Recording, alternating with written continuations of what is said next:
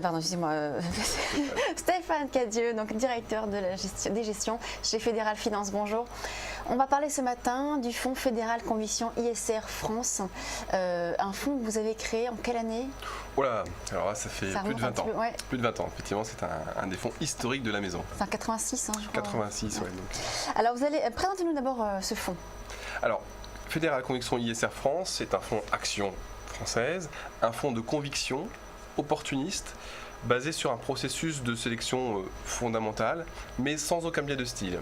Alors c'est un fonds qui a une empreinte géographique forte, donc la zone française, qui est une zone riche en opportunités, puisqu'on a de nombreux acteurs mondiaux listés sur la bourse parisienne, et même des leaders mondiaux sur un grand nombre de secteurs d'activité.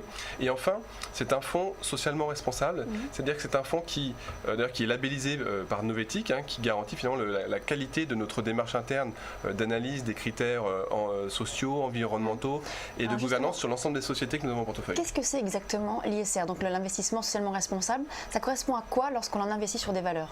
Alors ça veut dire qu'au-delà de l'analyse financière, classique, fondamentale que nous menons en parallèle, nous avons une équipe spécialisée qui, elle, sur chaque société, va analyser l'entreprise sous des angles qui ne sont plus financiers, mais extra-financiers, donc justement sur des critères, notamment de gouvernance. Donc c'est notamment à travers notre participation aux assemblées générales, l'analyse de l'ensemble des résolutions que les sociétés veulent faire passer dans les conseils d'administration, pour s'assurer que toutes les résolutions sont bien conformes à la philosophie que nous menons. D'accord, donc il y a le social, le sociétal et la gouvernance. C'est trois piliers. Social, environnemental et effectivement la gouvernance. Oui. D'accord.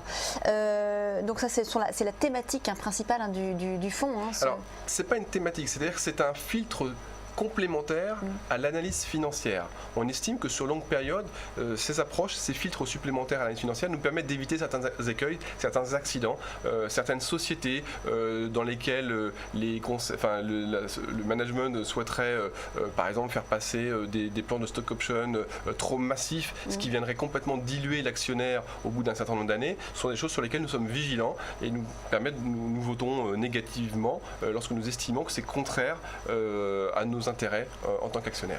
Par exemple, lorsqu'une société ne correspond plus à ce filtre de l'ISR, mais par contre va avoir un potentiel de croissance extraordinaire, qu'est-ce que vous faites? Nous, encore une fois, ce filtre ISR, une valeur qui ne respecte pas notre filtre ISR ne peut pas être éligible au fonds. Alors vous avez parlé de votre stratégie opportuniste. Oui. Alors ça correspond à quoi? C'est quoi? C'est du stock picking? Absolument, c'est vraiment du stock picking, on appelle ça de la gestion de conviction, de la recherche d'alpha entre guillemets, donc identifier les sociétés, donc parmi celles qui sont donc pour nous éligibles donc à nos filtres ISR, au sein de celles-ci, les sociétés qui offrent les meilleures opportunités, alors tant en termes de marché, de positionnement, ou parfois ça peut être des sociétés aussi qui ont subi des difficultés et sur lesquelles on estime qu'il y a un espoir de retour très important. Alors, quelles sont vos principales convictions actuellement? Alors aujourd'hui il y a plusieurs sociétés que nous aimons bien. Alors il y en a une que j'ai déjà citée, je crois qu'on s'est vu il y a quelques temps, mais j'avais noté Ubisoft il y a un mois quand j'étais venu vous voir déjà. Alors c'est un titre qui a commencé à bien rebondir d'ailleurs depuis que j'étais passé, un des leaders mondiaux dans les jeux vidéo, qui avait notamment une très bonne dynamique en termes de sortie de jeux. On a eu 2 jeux phares qui sont sortis récemment, Far Cry et Assassin's Creed, dont les ventes se passent très bien ces dernières semaines. Donc ça c'est un titre que nous aimons beaucoup.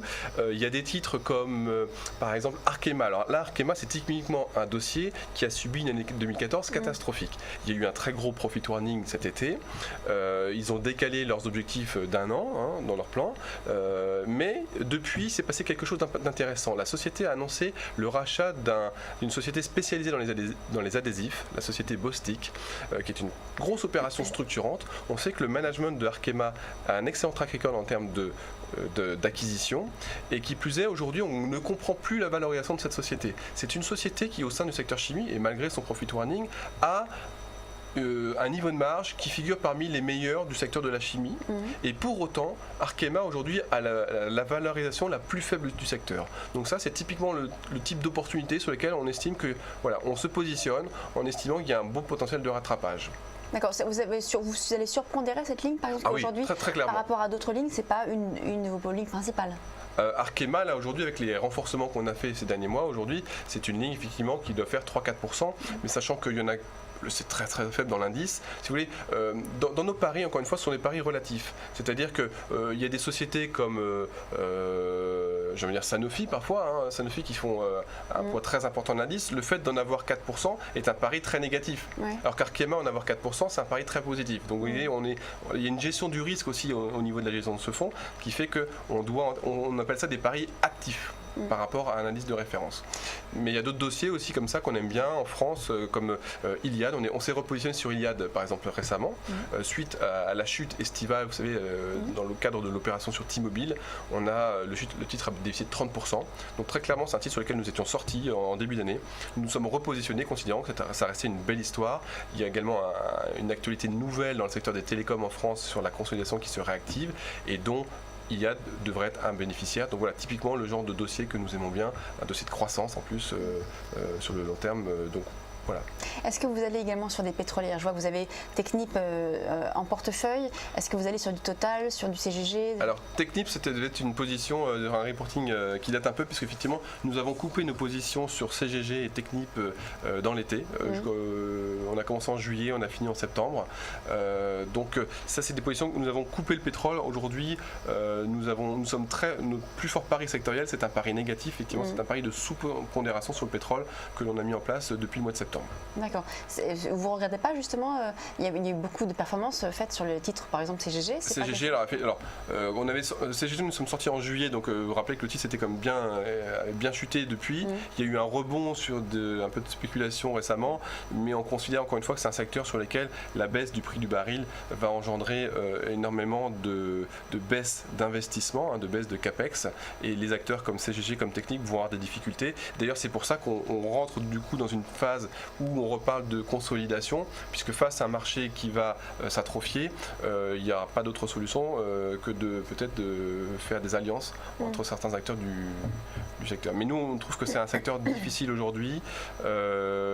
Qui plus est, sur le baril de pétrole, nous avons une vision qui n'est pas forcément très positive on va dire, sur les 12 mois qui viennent. Donc c'est un secteur sur lequel on préfère rester à l'écart, d'autant plus qu'il y a d'autres secteurs sur lesquels on a vraiment beaucoup de plus fortes convictions. Donc lesquels par exemple? Sur les secteurs, en gros, il y a deux macro-secteurs que sont les cycliques et les financières. Au sein des cycliques, on aime beaucoup, on revient sur le secteur par exemple de la construction. Dans les technos, il y a des choses qui nous intéressent aussi. Dans les médias, on pense notamment que dans les médias français, les TV françaises, pour nous 2015 va être une année où il va se passer beaucoup de choses. On voit qu'au niveau législatif, les choses sont en train de bouger. Vous savez que la fameuse règle des 49% risque de sauter. Et là, ça va engendrer une recomposition du paysage audiovisuel français. Et là, donc quand on parle d'opérations de M&A ou de rachat, ça veut dire que là, les valorisations peuvent aller beaucoup plus haut. Donc les médias, nous, c'est un secteur sur lequel on est très positionné sur notre fonds France pour 2015. Merci Stéphane Cadieux donc pour ce fonds fédéral Conviction ISR France. On va passer tout de suite au débat de Direct Gestion.